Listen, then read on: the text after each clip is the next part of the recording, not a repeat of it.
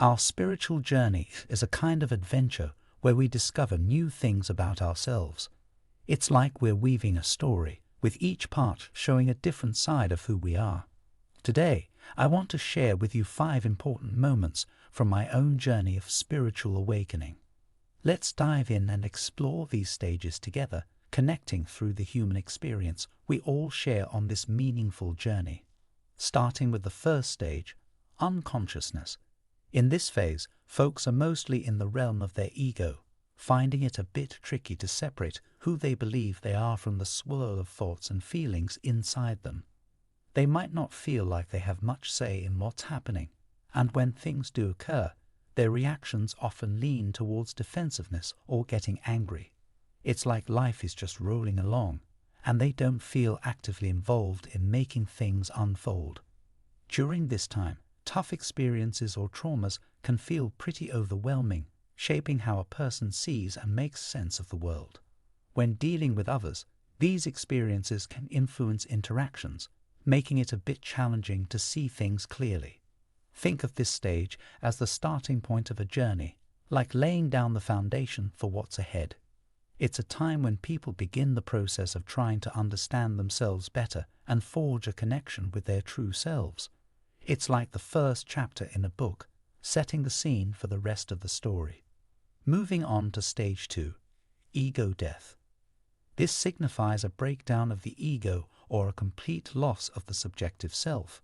In my journey, an ego death involved the erasure of constructed identities such as gender, age, race, and beliefs. Even the personality, once deemed real, was revealed as a construct. All preconceived notions about life, God, and religion were wiped away, leaving a sense of emptiness akin to floating eyes in space. Now, let me give you an example. Before, when I wasn't really paying attention, I didn't notice this part of me called the observer self. It's like the ego was the boss, making me believe I am my thoughts and feelings. Imagine it like a movie where you think you're the main character. But with ego death, it's like realizing you're actually the one watching the movie, not just the character in it. You realize the ego isn't who you really are. The stories people tell about you and the ones you tell yourself, they're not the true you. Now you start to see the observer self in the background, quietly watching and experiencing life. It's like getting a new pair of glasses and seeing things from a completely different perspective. Now, let's delve into stage 3, the search. This phase is a dynamic period in your personal journey where you actively seek what many describe as the truth. It's a comprehensive endeavor involving a deep dive into spiritual literature, reaching out to and learning from spiritual teachers, immersing yourself in thought-provoking videos that delve into spiritual concepts, and engaging in practices like meditation and contemplation. The core driving force behind this phase is a series of profound questions that echo within you: who you genuinely are, the purpose behind your existence, the meaning embedded in life, and the nature of God or the divine.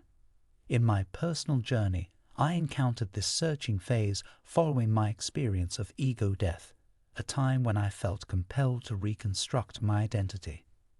This transformative period witnessed my immersion in a multitude of spiritual books, my quest for wisdom from enlightening videos, and my active participation in practices aimed at unraveling the mysteries of existence. As I devoted myself to this exploration, the intricate pieces of understanding began to fall into place. The result was a profound sense of lightness, as if the burdens of uncertainty were lifted, and an undeniable connection with something far greater than myself began to unfold. These moments were more than just intellectual discoveries. They were a poignant encounter with a higher realm of existence, marking the beginning of a profound journey towards deeper self-discovery and a heightened connection with the transcendent aspects of life. Moving on to stage 4, the emergence of the authentic self. This is a crucial phase where your true self, the person not shaped by what others expect, starts to show up. There's a significant moment when pretending feels almost too hard. It's like you've come to a point where the masks you've worn don't fit anymore, and you won't settle for relationships or pursuits that don't match your real self. In my own journey, this turning point led me to step away from a job that didn't match my true self. Pretending became too heavy to carry. But within the challenges, this period also became a fertile ground for discovering my life's purpose. Saying goodbye to old energies opened the door for welcoming new ones. This shift brought along a mix of feeling really good and sometimes not so good, along with noticeable changes in how I felt physically. It was a tough but incredibly transformative time, molding me into a truer version of myself. Let me share an example to make it clearer. Think of it like wearing a costume at a party. At first, it might be fun, but there comes a moment when you just want to be yourself. You take off the costume, and it's like a weight is lifted. That's what it felt like for me when I left a job that didn't match who I really am. It was tough, but it opened the door to discovering what truly makes me happy and fulfilled. Let's now delve into stage 5, the life of alignment. Picture this as a phase where you're not just living, but truly connecting with every part of yourself and the world around you. It's like adopting a lifestyle where kindness becomes your language, starting with yourself. You learn to forgive your limitations and generously extend that forgiveness and love to others. In this stage, it's as if a realization dawns upon you you're not just a separate entity, but intricately connected to everything. The plants, the animals, and yes, even the furniture in your home become a part of this interconnected web of existence. It's a profound understanding that begins to unfold. As you navigate this phase, you start to unravel the layers of spiritual knowledge. The idea of a rigid right or wrong way of being starts to blur, and you begin to appreciate the uniqueness in every individual's journey. There's a recognition that we're all threads woven into the vast tapestry of existence, like a grand expression of something beyond ourselves, something you might even call God. It's a beautiful and expansive perspective that adds depth and meaning to your journey.